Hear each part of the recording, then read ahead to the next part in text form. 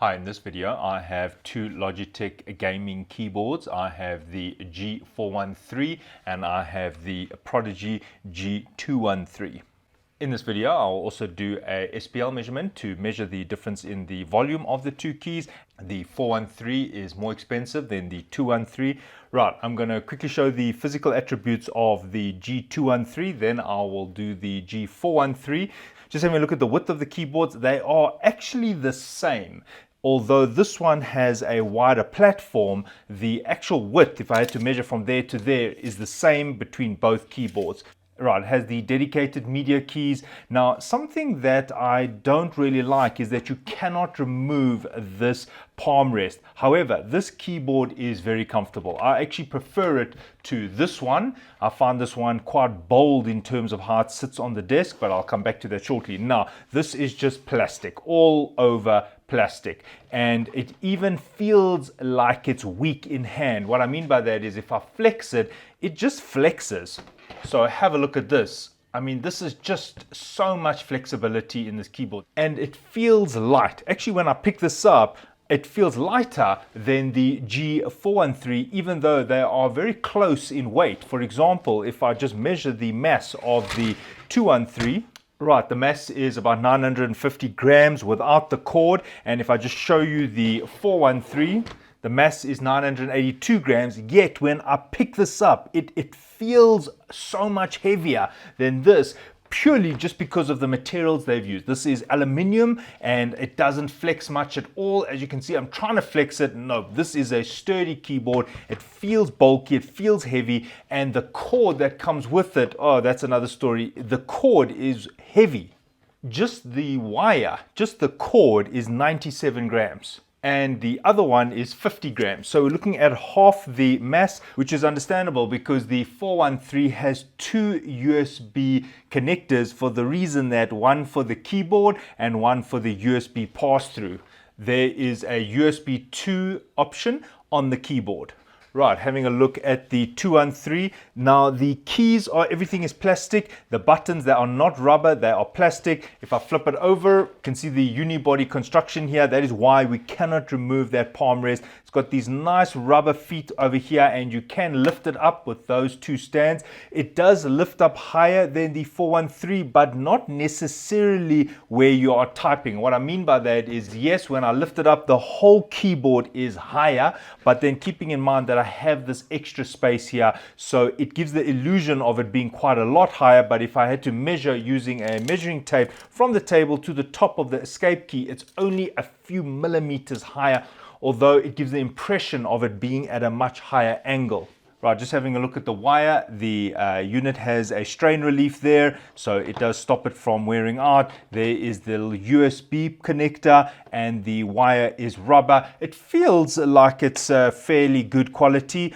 And actually, I prefer this wire to the 413, and I'll show you why in a second. This wire that is connected to the 413 is so heavy, it's like double the thickness. Now, I can understand why it's double the thickness because it's got two USB wires, but it gives the impression of it being really good quality. However, I don't know if that is the case, because I've only had this keyboard for a day. I mean, look at that. It's already starting to fray, and I don't like that. You see, when I bend it, it almost squishes in, which means that they could have made this thinner. There's like some space in there. It seems like they've made it thicker, put this canvas around it to give the illusion of it to be heavy duty or something like that. But there's actually no good reason for this to be this thick. Now, the 413 definitely feels better. It's quite a snug keyboard. And why I say that is there's like no wasted space. Now, if I flip it around, this is what it looks like at the bottom. It's got the stand there, also got the little rubber feet, and that's it. There's nothing else to show you. Right, so this is a side view. Notice that when I depress it, it wants to get quite close to the platform here, although it doesn't quite touch the platform.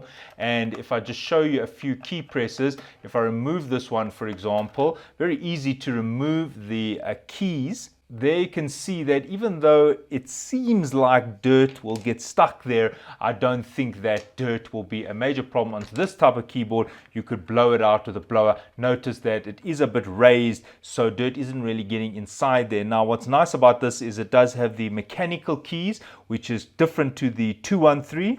And what is also nice is if you look closely inside there, there is a dedicated LED there. That means that each one of these keys has its own LED. It provides a very bold appeal, and I'll demonstrate the lighting shortly. And removing these keys is so easy that one can just pull it off with their finger, but it does come with a key remover in the box. In the box, you will get some extra keys that have a contour on it.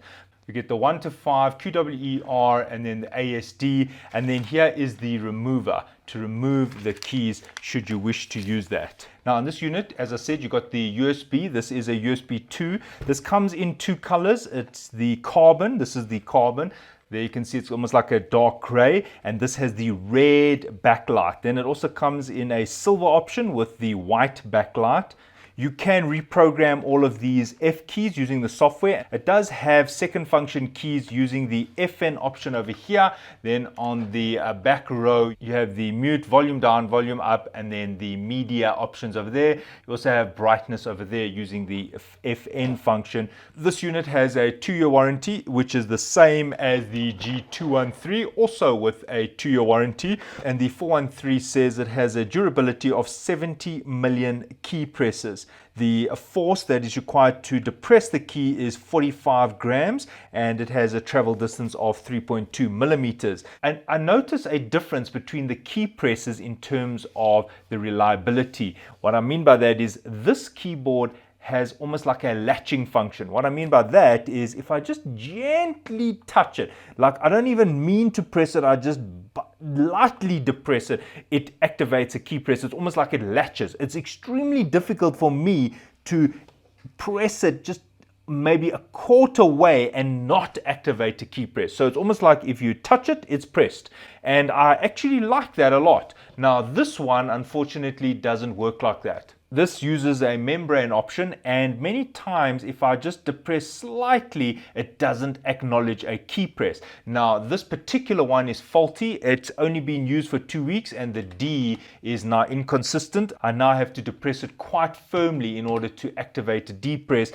I think it's just this particular one that's become faulty, and I'll be sending it back for repairs. Now the 213 doesn't have dedicated LEDs for each key. And also if you want to remove the keys, which you shouldn't because there's no reason to, I would actually need to use a screwdriver, and I've now removed a key over there. And there you may even see the membrane as I depress it with my screwdriver, but there is almost no reason to remove the keys. But what is wonderful about this is this has a platform. And why that's important? Well, you might be having your tea or your drink and spill it on the keyboard, and it's very unlikely that water or liquid would get onto that membrane because of that protrusion. It's raised, so water would just pool around there. It won't get inside there unless you spray it with a hose pipe. Right, now what I'm going to do is I'm going to let you hear the button presses for each keyboard, and I'll compare it to 2 other keyboards. I will also take an SPL measurement so you can see how loud the keyboard is. Right, so there is the sound pressure level, and I'm going to start typing.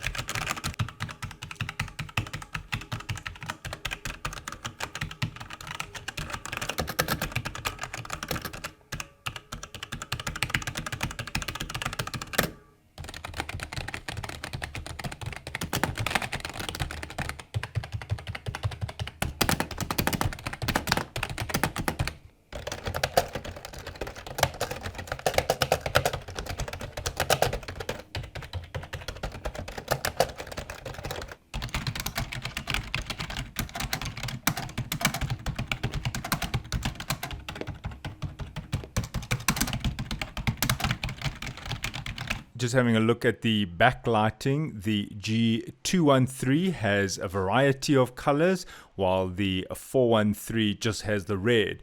The 213 has a more pronounced unevenness in the backlighting. Right, in terms of construction, the G413 is much better. The key presses are more reliable, and I think it would last a lot longer. The 213, on the other hand, one of the things I don't like about it is if I look at the backlight from an angle, I can see the imperfections in the numbering. For example, when I have a backlight, I want to see the full backlight from the corner of the M to the other corner of the M. Or, for example, I want to see the backlight from that corner, from the A to the R. But unfortunately, what is happening here is some of this is even grayed out. So it's like it's not bright enough. It does bother me when I look at the keyboard from an angle, but this is a cheaper keyboard. Do I like the keyboard? I actually prefer the comfort of this one compared to this one, although the key presses are better on this one. In terms of quality, well, I'm a little bit concerned about the fraying that's already happened, and on this one, the D isn't working. So basically, I've got two Logitech keyboards. Both are already problematic in my opinion. Okay, so thanks for watching, and cheers.